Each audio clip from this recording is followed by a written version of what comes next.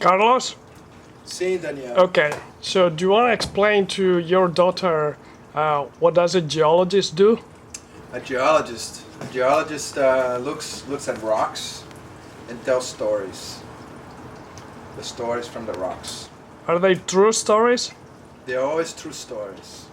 Always? They are very imaginative stories.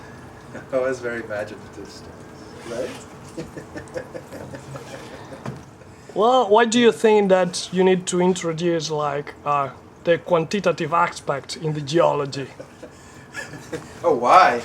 Yeah.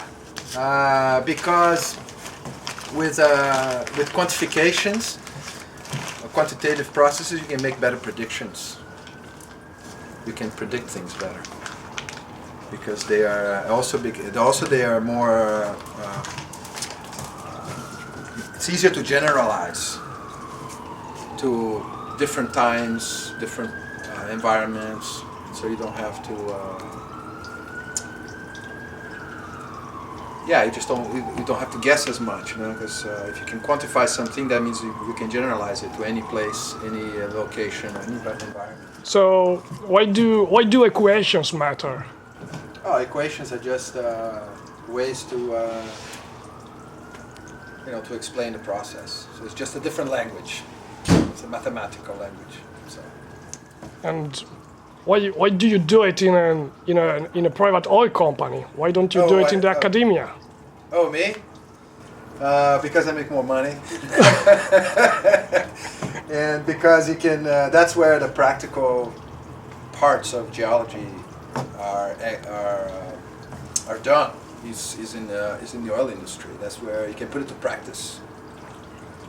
What would you suggest to a young student that just finished his bachelor in earth science? Mm-hmm. What would you suggest to focus on for his future studies? For the future. Yeah. That's a good question. I never really thought about that. Water, To me, it's water. Is what's going to be the future of geology. It's not so much oil too, but I think water is going to be huge. Where's it good to be found? How to manage the aquifers. And in fact, I think there's a lot of parallels with petroleum geology and hydrogeology that people have not really hooked up onto yet. We make much more detailed subsurface models for petroleum geology, and for water, people, if you look at those studies, they're very simplistic. So I don't think they're looking at the reservoirs and managing the reservoirs the same way we do with oil. Is there any process in your mind that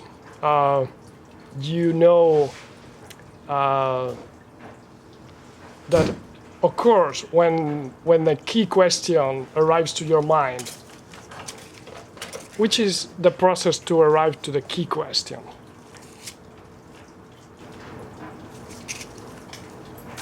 You have to look at data, first of all. I think it's data.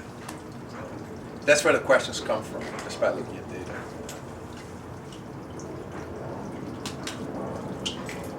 But to me, I always say that when you are looking at a problem,